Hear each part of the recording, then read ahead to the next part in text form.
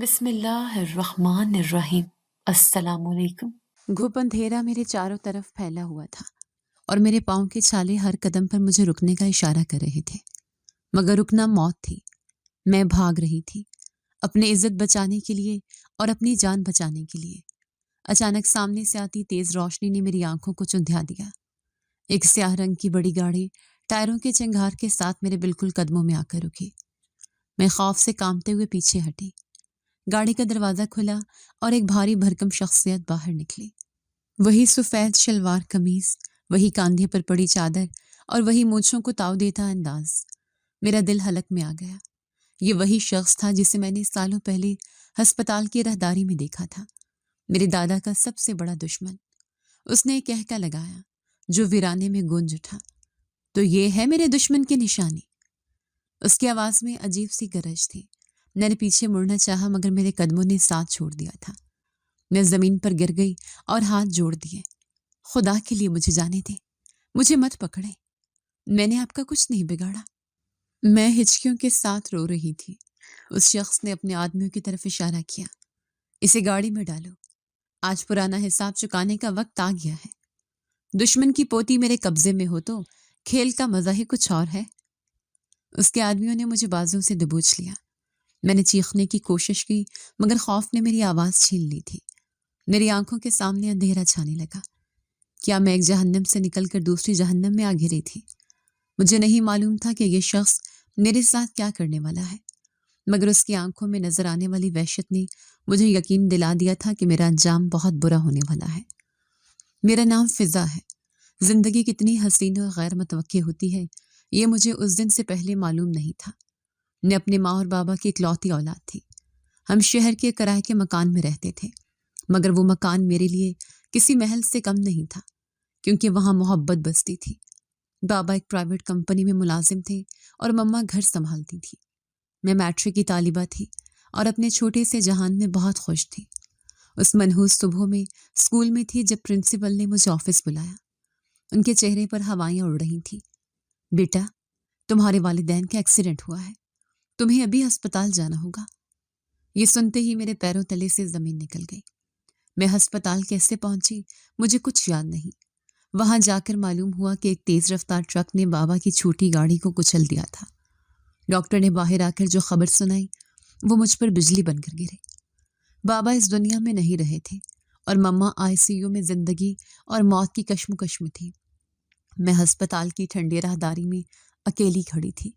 کوئی بھی میرا اپنا نہیں تھا جو میرے سر پر ہاتھ رکھتا۔ مجھے کچھ سمجھ نہیں آ رہا تھا کہ ڈاکٹرز کیا کہہ رہے ہیں اور مجھے کیا کرنا ہے۔ تب مجھے یاد آیا کہ بابا اکثر اپنے فون میں ایک نمبر دکھا کرتے تھے۔ وہ کہتے تھے یہ تمہارے دادا کا نمبر ہے، مگر وہ کبھی کال نہیں کرتے تھے کیونکہ دادا ناراض تھے۔ میں نے بابا کو ٹوٹا ہوا فون نرس سے لیا۔ ہاتھ میں کپکپاہٹ اتنی تھی کہ نمبر ڈائل کرنا مشکل ہو رہا تھا۔ میں نے ہمت کر کے وہ نمبر ملایا۔ بیل جا رہی تھی مگر کوئی اٹھا نہیں رہا تھا۔ میں نے بار بار کال کی۔ آخرکار تیسری بار دوسری طرف سے ایک بھاری آواز سنائی دی، کون ہے؟ میری آواز حلق میں اٹک گئی۔ میں فضا بات کر رہی ہوں، شہزاد کی بیٹی۔ دوسری طرف ایک لمبی خاموشی چھا گئی۔ شاید وہ یہ نام سننے کے روادار نہیں تھے۔ دادا جی، بابا اس دنیا میں نہیں رہے۔ میں پھوٹ پھوٹ کر رو پڑی۔ مما ہسپتال میں ہے، وہ بہت زیادہ زخمی ہے۔ مجھے کچھ سمجھ نہیں آ رہا، میں بالکل اکیلی ہوں، خدا کے لیے آ جائے۔ فون بند ہو گیا۔ مجھے لگا شاید انہوں نے میری بات انسنی کر دی ہے، کیونکہ بابا نے بتایا تھا کہ دادا نے انہیں گھر سے نکال دیا تھا۔ میں دیوار کے ساتھ لگ کر زمین پر بیٹھ گئی۔ ہسپتال کی بو اور اجنبیت مجھے کاٹ رہی تھی، مگر میں غلط تھی۔ خون کا رشتہ شاید اتنا کمزور نہیں ہوتا۔ ٹھیک 1 گھنٹے بعد ہسپتال کے کوریڈور میں بھاگتے قدموں کی آواز گونجی۔ میں نے سر اٹھایا تو ایک بزرگ سفید پگڑی میں ملبوس تیزی سے میری طرف آ رہے تھے۔ ان کے پیچھے 2 اور لوگ بھی تھے۔ وہ میرے قریب آئے اور مجھے زمین سے اٹھایا۔ فضا، ان کی آواز میں کرب تھا۔ میں نے اس بات میں سر ہلایا اور ان کے سینے سے لگ گئی۔ پہلی بار مجھے کسی اپنے کی خوشبو آئی تھی۔ وہ میرے دادا تھے، وہ دادا جو سالوں سے ہم سے دور تھے مگر آج میرے سر پر ہاتھ رکھنے پہنچ گئے تھے۔ میں ہوں نا بیٹا، میں آ گیا ہوں، اب تمہیں ڈرنے کی ضرورت نہیں ہے۔ انہوں نے مجھے دلاسا دیا، لیکن قسمت کو شاید کچھ اور ہی منظور تھا۔ بابا کی تدفین اور کفن دفن کے معاملات ابھی مکمل ہی ہوئے تھے کہ ICU سے ڈاکٹر باہر نکلے۔ ان کے جھکے ہوئے سر نے مجھے سب کچھ بتا دیا۔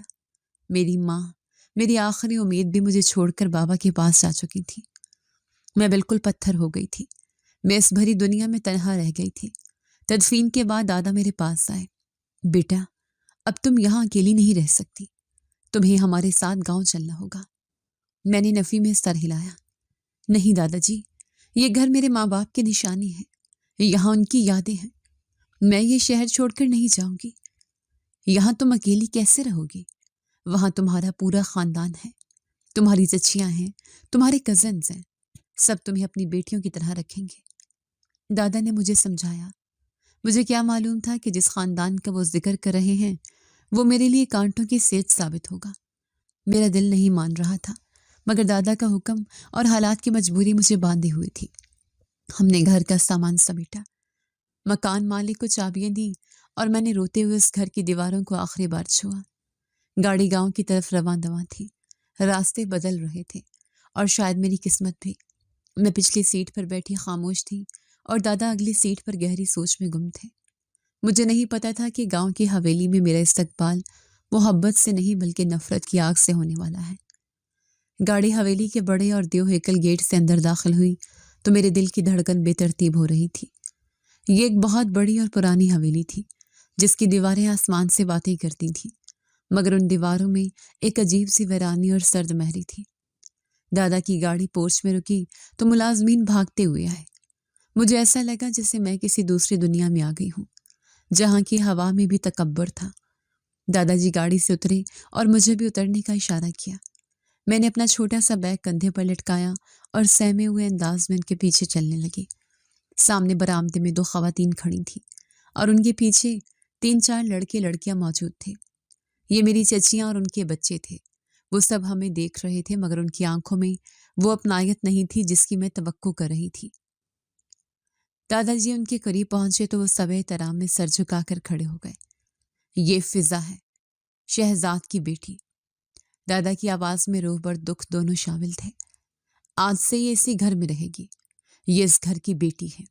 بڑی چچی نے مجھے سر سے پاؤں تک دیکھا۔ ان کی نگاہوں میں ایک عجیب سی تلخی تھی۔ انہوں نے زبردستی مسکرانے کی کوشش کی جو صاف دکھاوا لگ رہی تھی۔ اللہ مرحوم کی مغفرت کرے، بہت برا ہوا۔ خیر، اب یہ آ گئی ہے تو ہم ہیں نا۔ بڑی چچی کے الفاظ میں مٹھاس تھی، مگر لہجہ کچھ اور ہی کہانی سنا رہا تھا۔ چھوٹی چچی نے ناک سکیڑی اور سرگوشی کے انداز میں بڑی چچی سے کچھ کہا جسے میں سن نہیں سکی، مگر ان کے چہرے کے تاثرات بتا رہے تھے کہ میرا یہاں آنا انہیں بالکل نہیں بھایا۔ فضا بیٹا، یہ تمہاری بڑی چچی صغرا اور یہ چھوٹی چچی نادیہ ہیں، اور یہ سب تمہارے کزنز ہیں۔ دادا نے تعارف کروایا۔ میں نے مدھم آواز میں سلام کیا۔ جواب میں صرف ہوں ہاں کی آوازیں آئیں۔ کسی نے آگے بڑھ کر مجھے گلے نہیں لگایا، اور مجھے شدت سے اپنی ماں کی یاد آئی جو مجھے ذرا سی پریشانی میں بھی سینے سے لگا لیتی تھی۔ صغرا، فضا کا سامان مہمان خانے والے کمرے میں رکھوا دو اور اسے کھانا کھلاؤ، بچی تھکی ہوئی ہے۔ دادا نے حکم دیا اور اپنی چھڑی ٹیکتے ہوئے اندر دیوان خانے کی طرف بڑھ گئے۔ دادا کے جاتے ہی وہاں کا ماحول یکدم بدل گیا۔ بڑی چچی کے چہرے سے وہ مصنوعی مسکراہٹ غائب ہو گئی اور اس کی جگہ حقارت نے لے لی۔ مہمان خانہ؟ چھوٹی چچی نے طنزیہ ہنسے ہنسے۔ ابا جی بھی کمال کرتے ہیں، وہ کمرہ تو سرداروں کے مہمانوں کے لیے ہے۔ یہ لڑکی وہ کمرہ کیسے سنبھالے گی؟ اسے وہ سیڑھیوں کے نیچے والا کمرہ دے دیتے ہیں فی الحال۔ میرا دل دھک سے رہ گیا۔ میں ابھی اس گھر میں داخل ہوئی تھی اور ابھی سے میری حیثیت کا تعین کیا جا رہا تھا۔ ہاں تم ٹھیک کہتی ہو، ویسے بھی جس ماں کی بیٹی ہے اسے تو شکر کرنا چاہیے کہ ہم نے گھر میں گھسنے دیا ہے، بڑی چچی نے منہ بنا کر کہا۔ میرے لیے یہ الفاظ کسی تھپڑ سے کم نہیں تھے۔ وہ میری ماں کے بارے میں بات کر رہی تھی جو اب اس دنیا میں نہیں تھی۔ میں نے کچھ کہنا چاہا مگر اپنی بے بسی یاد کر کے خاموش رہی۔ مجھے یاد تھا کہ دادا نے کہا تھا کہ یہاں سب میرے اپنے ہیں، مگر یہ اپنے تو دشمنوں سے بدتر لگ رہے تھے۔ ایک ملازمہ مجھے لے کر اس کمرے کی طرف گئی جس کا ذکر چھوٹی چچی نے کیا تھا۔ وہ کمرہ نہیں بلکہ ایک سٹور نما جگہ تھی جہاں پرانی چرپائیاں اور صندوق رکھے ہوئے تھے۔ کھڑکیوں پر مٹی کی تہیں جمی تھی۔ میں نے اپنا بیگ چرپائی پر رکھا اور وہیں بیٹھ گئی۔ آنسو میرے رخساروں پر بہنے لگے۔ مجھے اپنا چھوٹا سا گھر یاد آ رہا تھا، جہاں بے شک آسائشیں کم تھیں مگر سکون اور محبت بے تحاشا تھی۔ شام کے وقت کھانے پر مجھے بلایا گیا۔ دسترخوان پر طرح طرح کے کھانے سجے تھے، مگر میرے حلق سے نوالا نہیں اتر رہا تھا۔ سب کزنز مجھے عجیب نظروں سے دیکھ رہے تھے، جیسے میں کوئی عجوبہ ہوں۔ بڑے چچا نے میری طرف دیکھا۔ بھائی جان نے تو اپنی زندگی میں کبھی پلٹ کر خبر نہیں لی، اب مرنے کے بعد بیٹی ہمارے گلے پڑ گئی ہے، انہوں نے چباتے ہوئے کہا۔ دادا جی نے غصے سے چچا کی طرف دیکھا۔ خبردار جو ایسی بات کی جاوید، یہ میری پوتی ہے اور اس کا اس جائیداد میں اتنا ہی حصہ ہے جتنا تمہارے بچوں کا۔ دادا کی یہ بات وہاں موجود سب لوگوں پر بجلی بن کر گرے۔ چچیوں کے چہرے غصے سے لال ہو گئے۔ شاید یہی وہ لمحہ تھا جب ان کے دلوں میں میرے لیے نفرت کا بیج ایک تناور درخت بن گیا تھا۔ جائیداد کا لفظ سنتے ہی ان کی آنکھوں میں لالچ اور دشمنی امڑ آئی تھی۔ کھانے کے بعد دادا مجھے اپنے پاس بٹھا کر باتیں کرنے لگے۔ انہوں نے مجھے گاؤں کے حالات کے بارے میں بتایا۔ بیٹا، تم شہر کی لڑکی ہو، یہاں کے طور طریقے نہیں جانتی، حویلی سے باہر اکیلے مت نکلنا۔ دادا کی آواز سنجیدہ ہو گئی۔ ہمارے بہت دشمن ہیں اس گاؤں میں، خاص طور پر وہ 7 والی زمینوں کا سردار۔ وہ ہمارا خونی دشمن ہے۔ اس نے تمہارے باپ کو بھی بہت تنگ کیا تھا۔ اگر اسے پتہ چلا کہ تم شہزاد کی بیٹی ہو تو وہ تمہیں نقصان پہنچا سکتا ہے۔ میرے ذہن میں فوراً وہ خوفناک سا خاکہ ابھرا۔ دادا کی باتوں نے میرے دل میں اس انجان دشمن کا خوف بٹھا دیا تھا۔ میں نے سوچا کہ کم از کم دادا تو میرے ساتھ ہیں جو مجھے اس دشمن سے بچا لیں گے، مگر مجھے نہیں معلوم تھا کہ اصل دشمن حویلی کے باہر نہیں بلکہ حویلی کے اندر ہی موجود ہے۔ رات کو میں اپنے اس تنگ و تاریک کمرے میں لیٹی چھت کو گھور رہی تھی۔ چچیوں کے تانے میرے کانوں میں گونج رہے تھے۔ جس ماں کی بیٹی ہے، یہ جملہ مجھے اندر تک گھائل کر رہا تھا۔ مجھے سمجھ نہیں آ رہی تھی کہ میری ماں نے ایسا کیا گناہ کیا تھا جس کی سزا مجھے ملنے والی تھی۔ ابھی تو یہ پہلی رات تھی اور مجھے اندازہ ہو گیا تھا کہ میرا یہاں رہنا کانٹوں پر چلنے کے مترادف ہوگا۔ باہر کتوں کے بھونکنے کی آوازیں آ رہی تھیں۔ میں نے ڈر کر کمبل اپنے اوپر کھینچ لیا۔ کاش ماما، یہاں کوئی مجھے قبول کرنے کو تیار ہی نہیں، لیکن میں نے فیصلہ کر لیا تھا کہ میں دادا کی خاطر سب برداشت کروں گی۔ مجھے کیا پتا تھا کہ برداشت کی یہ حدیں بہت جلد ٹوٹنے والی ہیں اور میری زندگی میں ایک ایسا طوفان آنے والا ہے جو سب کچھ بہا لے جائے گا۔ حویلی میں میری صبح مرغ کی اذان سے نہیں بلکہ چھوٹی چچی کی چیخو پکار سے ہوتی تھی۔ ابھی سورج پوری طرح سے نکلا بھی نہیں تھا کہ میرے کمرے کا دروازہ زور سے بجایا گیا۔ میں ہڑبڑا کر اٹھی اور جلدی سے دروازہ کھولا۔ سامنے چھوٹی چچی نادیہ کھڑی تھی، جن کے ہاتھ میں جھاڑو تھا۔ کیا خیال ہے مہارانی صاحبہ؟ سورج سر پر آ گیا ہے اور تم ابھی تک خواب خرگوش کے مزے لوٹ رہی ہو۔ چچی کی آواز اتنی تیز تھی کہ میرا دل سہم گیا۔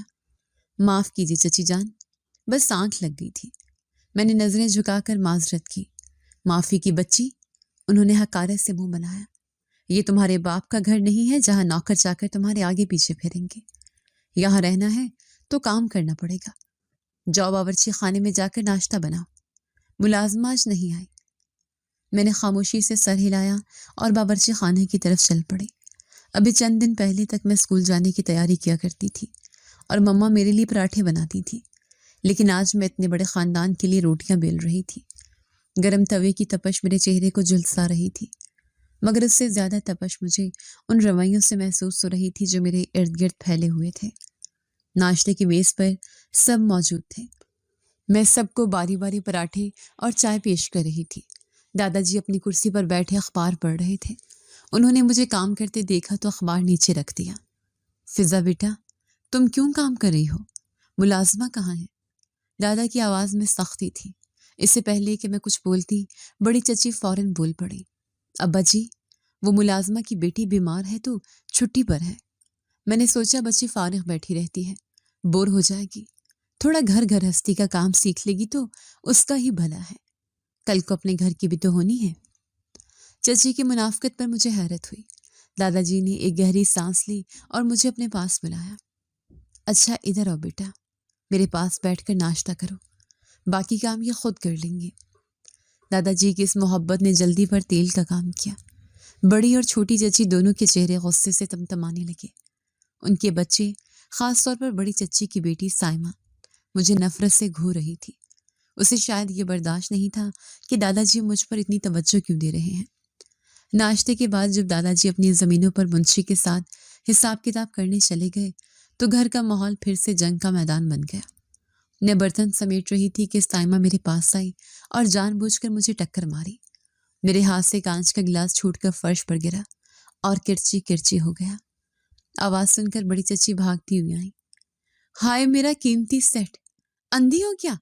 دکھتا نہیں ہے؟ چچی نے آتے ہی مجھ پر چلانا شروع کر دیا۔ چچی جان، سائمہ نے مجھے دھکا دیا تھا۔ میں نے اپنی صفائی پیش کرنے کی کوشش کی۔ خبردار جو میری بیٹی پر الزام لگایا۔ بڑی چچی نے میری بات کاٹ دی۔ چور کی داڑھی میں تنکا، خود نکمی ہو اور الزام دوسروں پر ڈال رہی ہو۔ ویسے بھی قصور تمہارا نہیں، تمہارے خون کا ہے۔ یہ بات سن کر میں ساکت رہ گئی۔ کیا مطلب چچی جان؟ مطلب یہ کہ جیسی ماں ویسی بیٹی۔ چھوٹی چچی بھی وہاں آ گئی اور زہر اگلنے میں شامل ہو گئی۔ تمہاری ماں بھی تو ایسی ہی تھی، بد کردار۔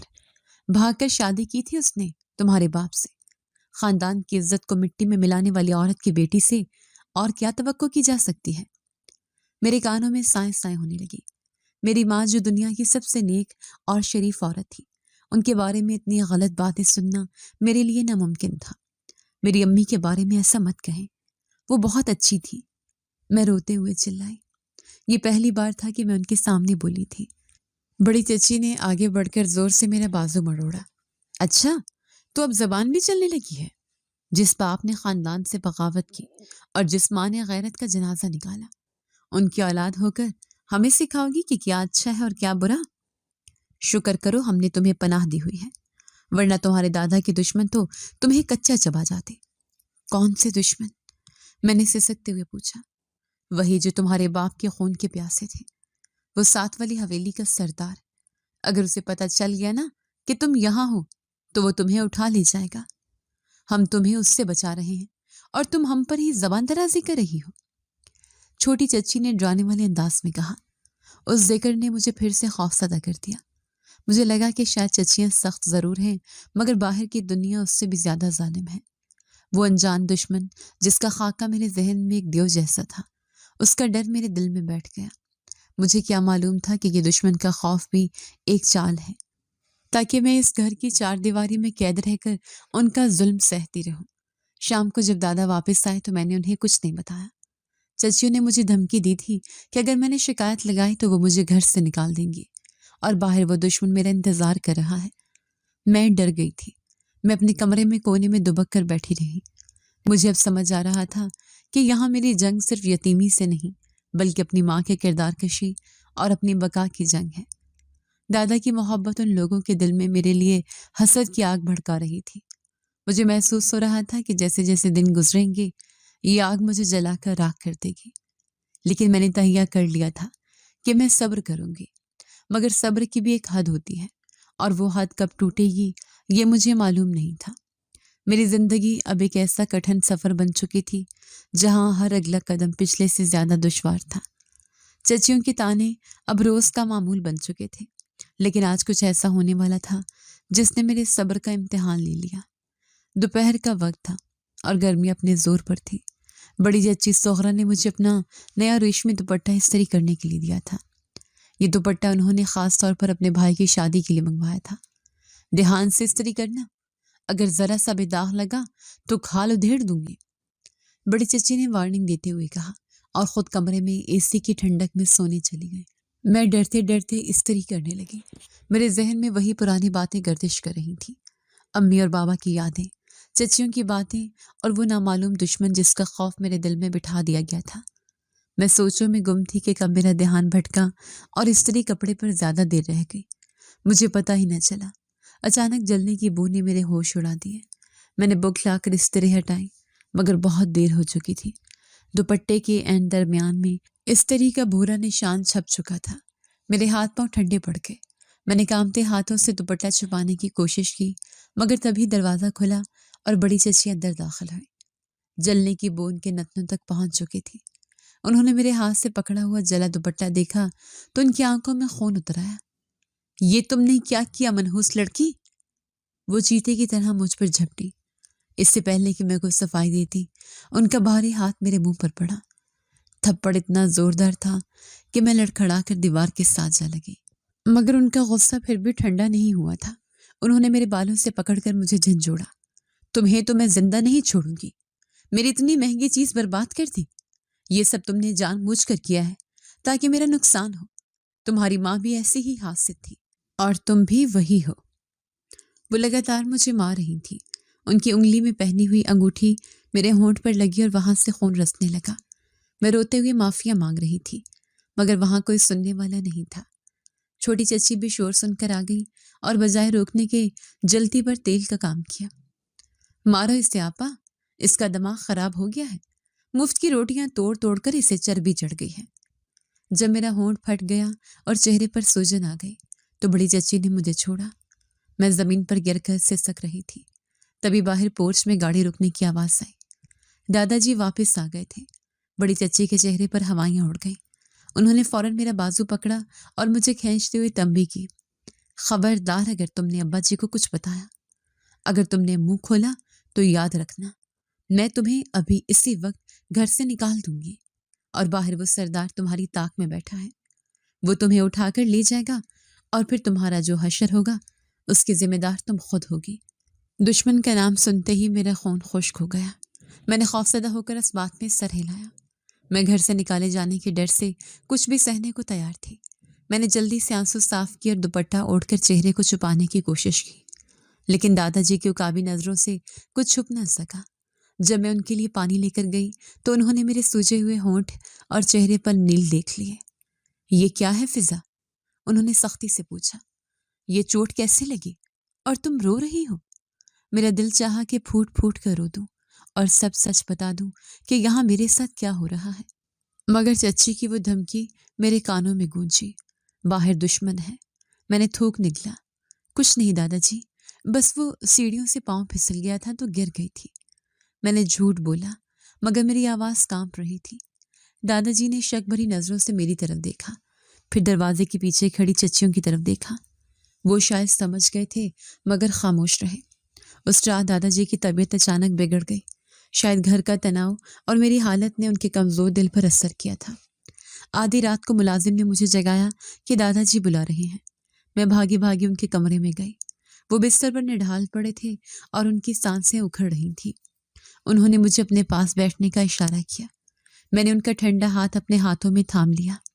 फिजा बेटा, उनकी आवाज बहुत मध्यम थी, मुझे माफ कर देना। मैं शायद तुम्हारी हिफाजत नहीं कर सका। ऐसा मत कहें दादाजी, आप ठीक हो जाएंगे। मैं रो पड़ी। मेरी बात गौर से सुनो। उन्होंने मेरे सर पर हाथ रखा। तुम्हें सब्र से काम लेना है। तुम इस घर में महफूज हो। ये सब तुम्हारे अपने हैं, तुम्हारी खून है। बाहर मत निकलना। बाहर की दुनिया बहुत जालिम है। हमारे दुश्मन घात लगाए बैठे हैं। वो सरदार हमारा खूनी दुश्मन है। मैं चाहता हूं तुम इज्जत के साथ इसी घर में रहो। दादाजी की बातों में दर्द और फिक्र थी। वो आखिरी वक्त में भी मुझे यही समझा रहे थे कि मेरा तहफ्फुज इसी चार दीवारी में है और बाहर सिर्फ दरिंदे हैं। मुझे क्या पता था कि दादाजी जिसे मेरा तहफ्फुज समझ रहे हैं वो मेरी कैद है, और जिसे वो दुश्मन समझ रहे हैं हकीकत कुछ और ही है। दादा की आंखों में एक अजीब सी बेबसी थी। शायद वो जानते थे कि उनके जाने के बाद मेरा क्या हाल होगा, लेकिन वो मजबूर थे। वो मुझे ये यकीन दिलाकर गए कि अपने सिर्फ वही होते हैं जो एक छत तले रहते हैं। अगले 2 दिन दादाजी की तबीयत संभल न सकी। घर में डॉक्टर्स का आना जाना लगा रहा। चचियां ज़ाहिरी तौर पर बहुत परेशान थी, मगर उनकी आंखों में मुझे वो दुख नजर नहीं आता था जो एक बेटी या बहू की आंखों में होना चाहिए। वो तो बस इस इंतजार में थी कि कब बूढ़ा दरख्त गिरे और वो उसकी जगह अपने हुक्मरानी कायम करे। और फिर वो काली रात आ ही गई। दादाजी ने आखिरी हिचकी ली और इस दुनिया से रुखसत हो गए। मैं उस भरे घर में एक बार फिर यतीम हो गई थी। वो वाहद सहारा, वो वाहद ढाल जो मेरी और चच्चियों के जुल्म के दरमियान हाइल थी, अब नहीं रही थी। मुझे दादाजी की मैयत के पास बैठकर रोते हुए सिर्फ एक ही ख्याल आ रहा था कि अब मेरा क्या होगा। अब मुझे उन भेड़ियों से कौन बचाएगा। दादाजी का जनाजा घर से क्या निकला, उस हवेली की दीवारों से रही सही इंसानियत भी रुखसत हो गई। 40 दिन तक तो फिर भी लोगों के आने जाने की वजह से चचियों ने थोड़ा बहुत लिहाज रखा। मगर जैसे ही चहलम ख़त्म हुआ, उनके चेहरों पर चढ़े शराफत के निकाब भी नोच कर फेंक दिए गए। अब मैं उस घर में इंसान नहीं बल्कि एक फालतू चीज़ बनकर रह गई थी, जिसे हर कोई ठोकर मार कर गुजर जाता था। अब मुझे घर के मुलाजमों के साथ बिठाया जाता था। बड़ी चच्ची ने साफ कह दिया था कि अगर रोटी खानी है तो उसकी कीमत चुकानी पड़ेगी। मेरी पढ़ाई छुड़वा दी गई और घर की सारी सफाई और बावर्ची खाने के ज़िम्मे मेरे नातवा कांधों पर डाल दिया गया। आज सुबह से मेरी तबीयत कुछ बोझल थी। रात को बुखार की वजह से सो नहीं सकी थी और सुबह उठते ही कामों का पहाड़ मेरे सामने खड़ा था। मैं बावर्ची खाने में रोटियां पका रही थी। गर्मी और बुखार की वजह से मुझे चक्कर आ रहे थे। अचानक छोटी चची नादिया बावर्ची खाने में दाखिल हुई। उसकी नज़र तवे पर पड़ी जहां एक रोटी ज़रा सी ज़्यादा सिक गई थी और उसका रंग गहरा हो गया था। ये क्या है? वो धाड़ी। अंधी हो क्या? आटा क्या मुफ्त में आता है जो तुम इसे ज़ाया कर रही हो? चची जान, वो बस ज़रा सा ध्यान भटक गया था। मुझे बुखार है। मैंने कमज़ोर आवाज़ में सफाई देने की कोशिश की। बुखार के बहाने मत बनाओ मेरे। काम चोर कहीं। तुम्हारी माँ भी ऐसे ही नखरेबाज थी। काम काज से जान छुड़ाने के लिए बीमारी का ढोंग रचाती थी। छोटी चची ने मेरा बाजू जोर से झटका। मेरी आंखों में आंसू आ गए। मेरी अम्मी के बारे में कुछ मत कहीं चची। मैंने फिर वही गलती की जो उस घर में गुनाह कबीरा समझी जाती थी, यानी जवाब देना। छोटी चच्ची का पारा हाई हो गया। उनकी आंखों में वहशत उतर आई। जुबान चलाती हो? अभी मैं तुम्हारी ये जुबान बंद करती हूँ। तुम्हें लगता है दादा मर गया तो अब तुम मनमानी करोगी? अब यहाँ मेरा राज है और मैं तुम्हें बताऊंगी कि बड़ों के आगे जुबान चलाने का अंजाम क्या होता है। उन्होंने मेरा दायां हाथ कलाई से पकड़ा। मैं कुछ समझ न सकी कि वो क्या करने वाले हैं। अगले ही लम्हे उन्होंने मेरा नर्म व नाजुक हाथ जलते हुए गर्म तवे पर रख दिया। आह! मेरे हलक से एक फलक शगाफ चीख निकली। मैंने हाथ खींचने की कोशिश की मगर चच्ची की गिरफ्त बहुत मजबूत थी। मेरी हथेली की खाल जलने लगी और गोश्त के जलने की बू बावर्ची खाने में फैल गई। दर्द की शिद्दत से मेरी आंखों के आगे अंधेरा छाने लगा। मजा आया? चची ने शैतानी हंसी के साथ मेरा हाथ छोड़ा। ये है सजा जुबान दराजी की। अब याद रहेगा कि रोटी कैसे पकाते हैं और चची से कैसे बात करते हैं। मैं फर्श पर गिरकर तड़पने लगी। मेरा हाथ बुरी तरह झुलस चुका था। छाले उभर आए थे और जलन इतनी थी कि बर्दाश्त से बाहर थी। मेरी चीखें सुनकर बड़ी चच्ची और कजन्स भी आ गए, मगर किसी ने मुझे उठाने की जहमत नहीं की। बड़ी चच्ची ने उल्टा मुझे ही डांटा। क्यों शोर मचाया हुआ है? मर तो नहीं गई? ड्रामेबाज लड़की, जाओ अपने कमरे में और खबरदार जो बाहर निकली। अगर किसी को अपना हाथ दिखाया तो इससे बुरा हाल करूंगी मैं अपने जले हुए हाथ को सीने से लगाए रोते हुए अपनी कोठरी नुमा कमरे में भागी। वहां जाकर मैंने ठंडा पानी हाथ पर डाला, मगर जलन कम होने का नाम नहीं ले रही थी। मेरे पास कोई दवा नहीं थी, कोई मरहम रखने वाला नहीं था। मैं कोने में बैठकर अपने घुटनों में सर देकर रोने लगी। बाबा, मम्मा, आप मुझे अकेला क्यों छोड़ गए? देखिए मेरी हालत, ये लोग मुझे मार देंगे। रात हो गई थी और भूख, प्यास और दर्द ने मुझे निढाल कर दिया था। तभी मेरे कमरे का दरवाज़ा खुला और बड़ी चची अंदर आई। उनके हाथ में एक बासी रोटी और पानी का गिलास था। उन्होंने रोटी चरपाई पर फेंकी। खा लो इसे और सुन लो कान खोलकर। वो मेरे करीब झुकी। ये जो तुम्हारा हाथ जला है, अगर तुमने किसी बाहर वाले से या मोहल्ले वालों से जिक्र किया तो याद रखना, वो बाहर जो सरदार है वो तुम्हारी ताक में है। हमने उससे कहा हुआ है कि तुम घर में नहीं हो। अगर तुमने घर से भागने या शोर मचाने की कोशिश की तो हम खुद तुम्हें उसके हवाले कर देंगे। वो तुम्हारी बोटियां भी नहीं छोड़ेगा। वो सरदार कौन है चची? वो मुझसे क्या चाहता है? मैंने सिसकते हुए पूछा। दर्द की वजह से मेरा दिमाग माऊफ हो रहा था, मगर उस दुश्मन का खौफ हर दर्द पर भारी था। वो तुम्हारे खून का प्यासा है। तुम्हारे बाप और उसकी पुरानी दुश्मनी है। वो बस मौके की तलाश में है, इसलिए चुपचाप अंदर पड़ी रहो। हम ही हैं जो तुम्हें इससे बचा रहे हैं, वरना अब तक तुम उसकी हवेली में कैद होती। बड़ी चची ने खौफ का ऐसा हसार बांधा कि मैं कांप उठी। मैंने खौफजदा होकर सर हिला दिया। मुझे लगा कि शायद ये जालिम चचियां ही मेरी मुहाफिज हैं, क्योंकि बाहर की दुनिया में तो मौत रक्स कर रही है। मुझे क्या मालूम था कि ये सब झूठ है, एक धोखा है ताकि मैं उनकी गुलामी करती रहूं। मैं सारी रात दर्द से कराहती रही। मेरा हाथ सूज चुका था और मैं बुखार में फनक रही थी। اس رات مجھے یقین ہو گیا کہ میرا یہاں کوئی نہیں ہے۔ دادا جی کا وہ جملہ کہ یہ سب تمہارے اپنے ہیں ایک بھیانک مذاق لگ رہا تھا۔ اپنے تو زخم پر مرہم رکھتے ہیں، زخم دیتے نہیں ہیں، لیکن میں مجبور تھی، بے بس تھی۔ اس چار دیواری سے باہر نکلنے کا راستہ موت کی طرف جاتا تھا اور اندر رہنا جہنم تھا۔ مجھے فیصلہ کرنا تھا، مگر ابھی مجھ میں اتنی ہمت نہیں تھی۔ ابھی تو ظلم کی اور بھی کئی داستانیں رقم ہونی باقی تھی۔ میرے جلے ہوئے ہاتھ کے زخم ابھی تازہ تھے کہ ایک اور قیامت مجھ پر ٹوٹ پڑی۔ دوپہر کے وقت بڑی چچی کی چیخوں پکار سے پوری حویلی گونج اٹھی۔ میرے 20,000 روپے میں نے بھی الماری میں رکھے تھے، کون لے گیا؟ اس گھر میں چور گھس آیا ہے۔ سب گھر والے صحن میں جمع ہو گئے۔ چچی کی نظریں سیدھی مجھ پر گئیں۔ اس کے سوا کون ہے جو صفائی کے بہانے میرے کمرے میں گھستی ہے؟ میں نے لرزتی آواز میں قسمیں کھائیں، مگر انہوں نے ایک نہ سنی۔ بڑی اور چھوٹی چچی مجھے گھسیٹ کر میرے کمرے میں لے گئی۔ میرا پرانا صندوق الٹ دیا۔ کپڑوں کے نیچے اخبار میں لپٹے وہ چند ہزار روپے نکل آئے جو دادا جی نے مرنے سے پہلے مجھے چھپ کر دیے تھے۔ یہ دیکھو ثبوت۔ چھوٹی چچی نے نوٹ لہرائے۔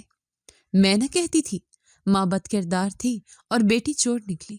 یہ میرے پیسے ہیں، دادا جی نے دیے تھے۔ میں روتے ہوئے چیخی، مگر میری آواز نکار خانے میں طوطی کی آواز تھی۔ شام کو بڑے چچا گھر آئے۔ چچی نے خوب مرچ مسالہ لگا کر انہیں چوری کی جھوٹی کہانی سنائی۔ چچا کا چہرہ غصے سے سرخ ہو گیا۔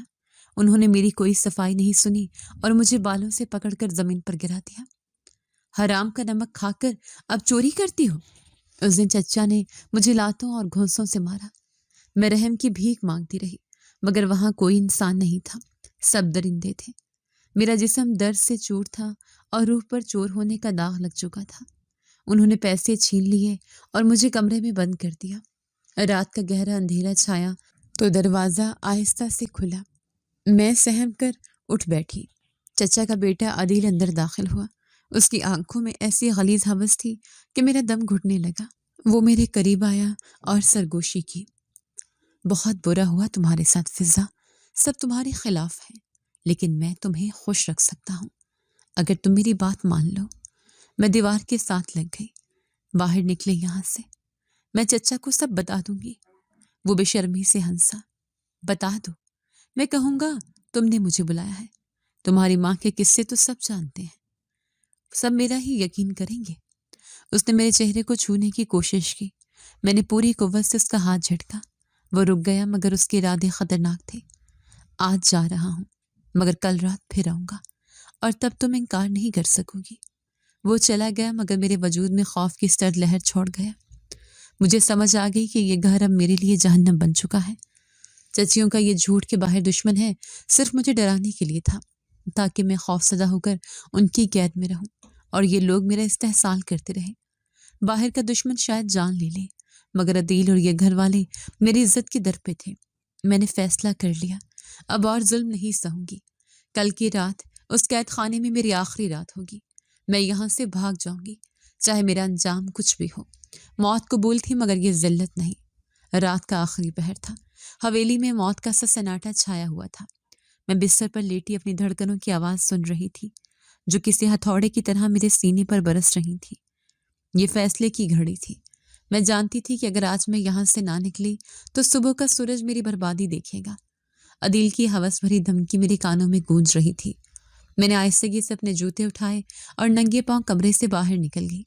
ہر آہٹ پر مجھے لگتا جیسے کوئی جاگ گیا ہے۔ میرا جسم خوف سے کانپ رہا تھا، مگر روح آزادی کے لیے تڑپ رہی تھی۔ میں دبے پاؤں صحن عبور کر کے پچھلے دیوار کے پاس پہنچی، جہاں کچھ چینٹیں نکلی ہوئی تھیں۔ میں نے کانپتے ہاتھوں اور زخمی بدن کے ساتھ دیوار پھلانگی اور گلی میں کود گئی۔ زمین پر گرتے ہی میرے منہ سے ہلکی سی چیخ نکلی، مگر میں نے فوراً خود کو سنبھالا اور بھاگنا شروع کر دیا۔ میں نہیں جانتی تھی کہ میں کہاں جا رہی ہوں، بس اتنا پتا تھا کہ مجھے اس جہنم سے دور جانا ہے۔ میں سڑک پر دیوانوں کی طرح بھاگ رہی تھی۔ میرے پاؤں چھل چکے تھے، سانس پھول رہی تھی اور حلق میں کانٹے چبھ رہے تھے۔ کتوں کے بھونکنے کی آوازیں مجھے مزید ڈرا رہی تھیں۔ مجھے لگ رہا تھا کہ چچا اور عدیل میرے پیچھے آ رہے ہیں۔ ابھی میں بڑی سڑک پر پہنچی ہی تھی کہ اچانک سامنے سے ایک گاڑی نمودار ہوئی۔ اس کی تیز ہیڈ لائٹس نے میری آنکھوں کو خیرہ کر دیا۔ میں گھبرا کر وہیں جم گئی۔ گاڑی بری طرح بریک لگاتی ہوئی میرے بالکل قریب آ کر رکی۔ میرا دل بند ہونے لگا۔ کیا یہ چچا تھے یا عدیل؟ گاڑی کا دروازہ کھلا اور ایک بھاری بھرکم شخص باہر نکلا۔ اس نے سر پر پگڑی باندھ رکھی تھی اور مونچھیں بڑی تھی۔ میں نے اسے پہچان لیا۔ یہ وہی شخص تھا جسے میں نے 2 سال پہلے ہسپتال میں دیکھا تھا۔ دادا نے کہا تھا یہ ہمارا خونی دشمن ہے۔ یہ وہ سردار ہے جو میری طاق میں تھا۔ میں خوف سے پیچھے ہٹی اور گر گئی۔ نہیں، مجھے مت مارے، میں نے آپ کا کچھ نہیں بگاڑا۔ میں نے ہاتھ جوڑ دیے۔ وہ شخص میرے قریب آیا اور ایک زوردار کہکا لگایا۔ ارے واہ، دیکھو تو شکاری کے جال میں کون آیا ہے؟ یہ تو میرے دشمن شہزاد کی بیٹی ہے۔ اس کی آواز میں ایک ایسی گرج تھی جس نے میرے رہے سہے ہوش بھی اڑا دیے۔ میں نے بھاگنے کی کوشش کی مگر ٹانگوں میں جان نہیں تھی۔ خدا کے لیے مجھے جانے دے، میں یتیم ہوں، مجھ پر رحم کھائیں۔ میں رو رہی تھی۔ اس نے اپنی مونچھوں کو تاؤ دیا۔ رحم؟ ہمارے قبیلے میں دشمن کی اولاد پر رحم نہیں کھایا جاتا۔ میں تو کب سے اس موقع کی تلاش میں تھا۔ آج پرانا حساب چکانے کا وقت آ گیا ہے۔ اس نے اپنے آدمیوں کی طرف اشارہ کیا۔ اٹھاؤ اسے، آج کی رات بہت خاص ہے۔ دشمن کی پوتی خود چل کر میرے پاس آئی ہے۔ 2 مضبوط آدمیوں نے مجھے بازوں سے دبوچ لیا۔ میں نے چیخنے کی کوشش کی مگر خوف نے میری آواز چھین لی تھی۔ انہوں نے مجھے زبردستی گاڑی کی پچھلی سیٹ پر دھکیل دیا۔ سردار ڈرائیونگ سیٹ پر بیٹھا اور گاڑی تیزی سے اندھیرے میں دوڑنے لگی۔ میں گاڑی کے کونے میں دبک کر بیٹھ گئی۔ میری آنکھوں سے آنسو جاری تھے۔ مجھے لگا کہ میں شیر کے منہ سے نکل کر اژدہے کے منہ میں آ گئی ہوں۔ چچیوں کی باتیں سچ ثابت ہو رہی تھیں۔ یہ دشمن مجھے نہیں چھوڑے گا۔ میں سوچ رہی تھی کہ شاید اب میری موت یقینی ہے۔ گاڑی انجان راستوں پر رواں دواں تھی۔ سردار بار بار شیشے میں مجھے دیکھ رہا تھا اور اس کے لبوں پر ایک پراسرار مسکراہٹ تھی۔ مجھے نہیں معلوم تھا کہ یہ سفر مجھے کس انجام تک لے جائے گا، مگر اتنا یقین تھا کہ میری زندگی کا سب سے خوفناک باب شروع ہو چکا ہے۔ گاڑی ایک انجان اور ویران راستے سے ہوتی ہوئی ایک بڑی حویلی نما ڈیرے کے سامنے رک گئی۔ میرا دل زور زور سے دھڑک رہا تھا۔ سردار گاڑی سے اترا اور اس نے مجھے بھی اترنے کا اشارہ کیا۔ میں خوف کے مارے کانپ رہی تھی مگر انکار کی گنجائش نہیں تھی۔ اس کے اشارے پر 2 ملازم آگے بڑھے اور مجھے ایک کمرے کی طرف لے گئے۔ میں نے مڑ کر سردار کو دیکھا جو بڑے سکون سے اپنی مونچھوں کو تاؤ دے رہا تھا۔ مجھے اس کمرے میں دھکیل کر باہر سے کنڈی لگا دی گئی۔ یہ کمرہ قید خانے جیسا نہیں تھا بلکہ کافی آرام دہ اور صاف ستھرا تھا، مگر میرے لیے یہ کسی کال کوٹری سے کم نہیں تھا۔ میں فرش پر بیٹھ کر رونے لگی۔ مجھے یقین تھا کہ اب میرا انجام بہت خوفناک ہونے والا ہے۔ دادا کی کہی ہوئی باتیں میرے ذہن میں گونج رہی تھیں کہ یہ شخص ہمارا خونی دشمن ہے۔ تقریباً آدھے گھنٹے بعد دروازہ کھلا۔ میں ڈر کر دیوار کے ساتھ چپک گئی۔ وہی سردار اندر داخل ہوا۔ اس کے ہاتھ میں پانی کا گلاس تھا۔ اس نے دروازہ بند کیا اور کرسی گھسیٹ کر میرے سامنے بیٹھ گیا۔ پانی پی لو۔ اس نے گلاس میری طرف بڑھایا۔ میں نے سر نفی میں ہلایا۔ مجھے کچھ نہیں چاہیے، بس مجھے جانے دے۔ میرے پاس کچھ نہیں ہے جو آپ مجھ سے چھین سکے۔ سردار نے گلاس میز پر رکھا اور مجھے غور سے دیکھنے لگا۔ اس کی نظروں میں اب وہ وحشت نہیں تھی جو سڑک پر تھی، بلکہ ایک عجیب سی نمی اور دکھ تھا۔ میں تمہیں یہاں کوئی نقصان پہنچانے نہیں لایا فضا۔ اس کی آواز بھاری مگر نرم تھی۔ میں حیرت سے اسے دیکھنے لگی۔ کیا مطلب؟ آپ تو میرے دشمن ہیں۔ دادا کہتے تھے کہ آپ میری طاق میں ہیں۔ وہ تلخی سے ہنسا۔ دشمن میں نہیں ہوں بیٹا، دشمن وہ تھے جن کے پاس تم رہ رہی تھی۔ میں جانتا ہوں تمہارے ساتھ اس گھر میں کیا ہو رہا تھا۔ تمہاری چچیوں نے تم پر چوری کا الزام لگایا، تمہارا ہاتھ جلایا اور تمہارے چچا کی بیٹی نے تمہاری عزت پر بری نظر ڈالی۔ میری آنکھیں حیرت سے پھیل گئیں۔ آپ کو یہ سب کیسے پتا؟ کیونکہ میں پچھلے 2 سال سے تمہاری خبر رکھ رہا تھا۔ میں موقع کی تلاش میں تھا کہ کب تمہیں ان درندوں سے بچا سکوں۔ وہ اپنی جگہ سے اٹھا اور میرے قریب آیا۔ تم جانتی ہو میں کون ہوں؟ میں خاموش رہی۔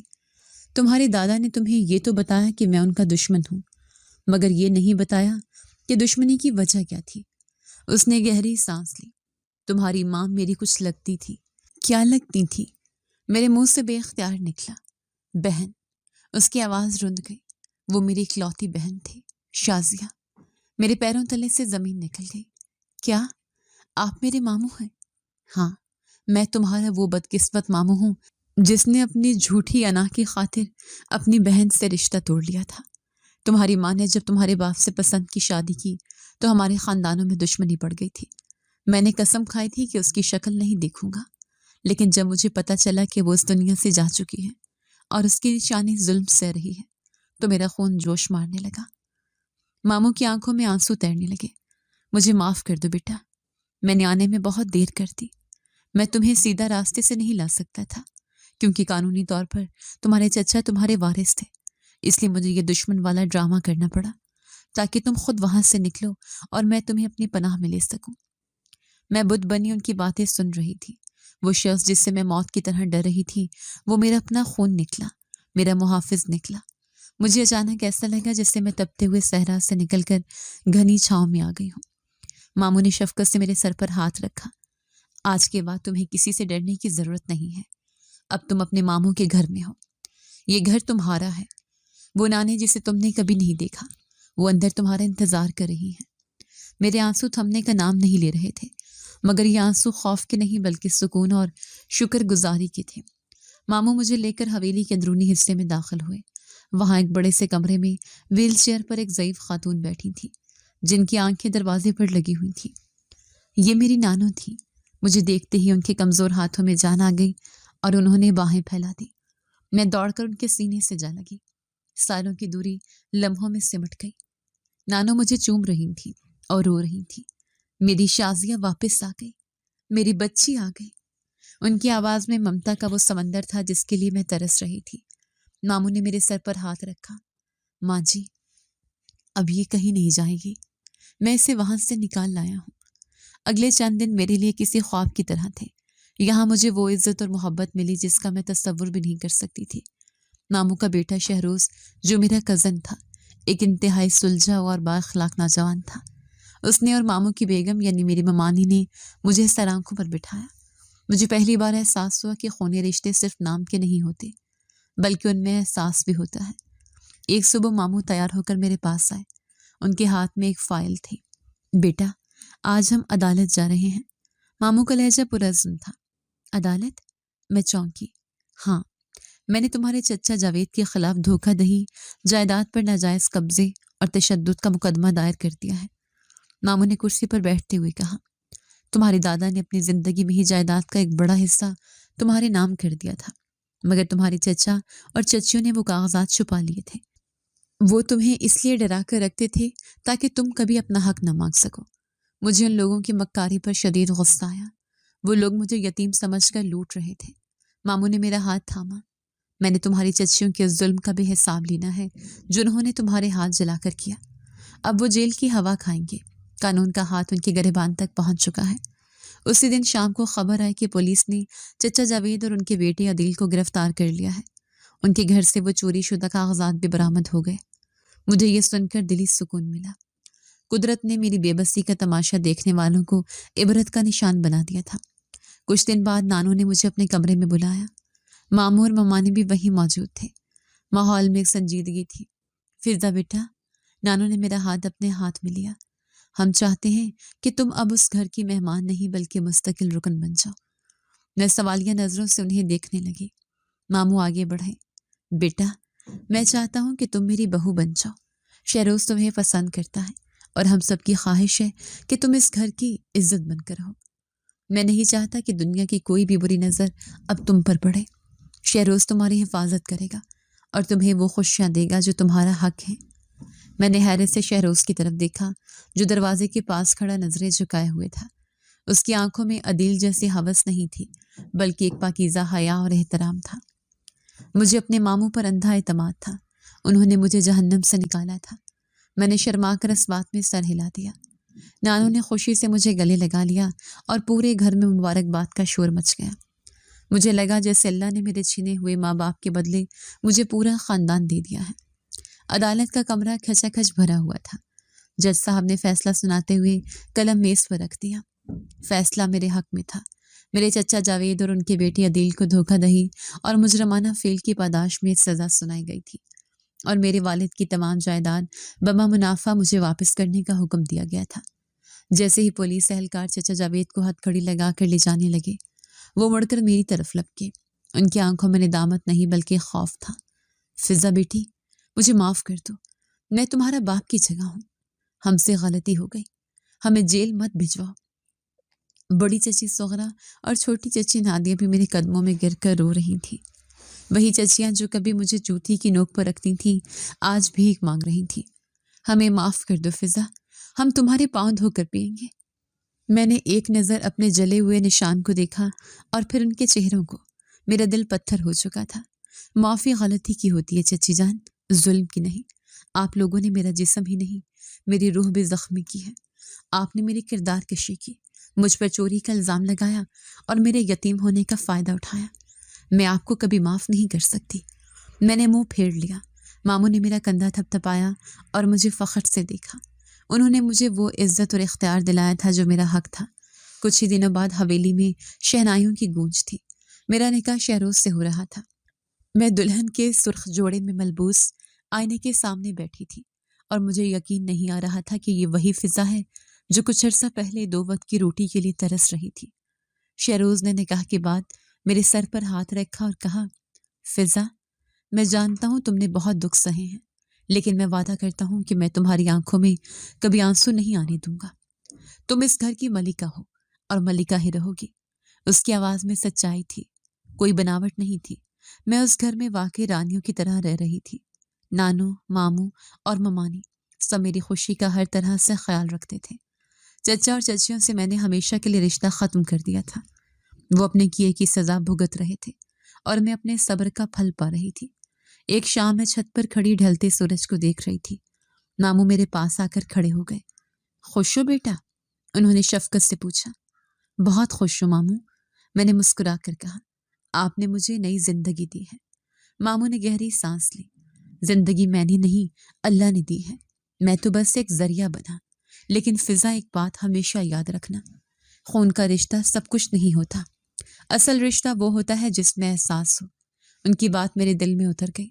मैंने सोचा कि वाकई चचा और चची भी तो मेरे खून के रिश्ते थे, मेरे बाप के भाई थे, लेकिन उनके अंदर लालच ने एहसास को मार दिया था, इसलिए वो रिश्ते जहर बन गए। दूसरी तरफ मामू थे, जिनसे सालों तक कोई राब्ता नहीं था, दुश्मनी थी, लेकिन जब उन्हें एहसास हुआ तो वो सब कुछ भुलाकर मेरी ढाल बन गए। मुझे जिंदगी का सबसे बड़ा सबक मिल गया था। रिश्ते नामों से नहीं बनते, रिश्ते खुलूस और दर्द बांटने से बनते हैं। जब तक दिल में एहसास नहीं होगा, कोई भी रिश्ता पाकीज़ा नहीं हो सकता। और जहाँ लालच आ जाए, वहाँ खून सफ़ेद हो जाता है। मैंने आसमान की तरफ देखा और अपने रब का शुक्र अदा किया, जिसने मुझे रिश्तों की असल पहचान करवा दी थी। अब मैं एक पुरसुकून ज़िंदगी गुजार रही थी, अपने उन अपनों के दरमियान जो वाकई अपने थे। जी तो दोस्तों, कैसी लगी आपको हमारी आज की कहानी? अपनी राय का इजहार हमारे कमेंट्स बॉक्स में जरूर कीजिएगा। और अगर आपको हमारी वीडियो पसंद आई है तो कर लीजिए हमारे चैनल को सब्सक्राइब, वीडियो को लाइक और बेल आइकन लाजमी प्रेस कर लीजिए, ताकि हर नई आने वाली वीडियो का नोटिफिकेशन आपको बर वक्त मौसूल हो सके। मिलते हैं ऐसी ही एक सबक आमूज कहानी के साथ। तब तक के लिए अल्लाह निगहबान।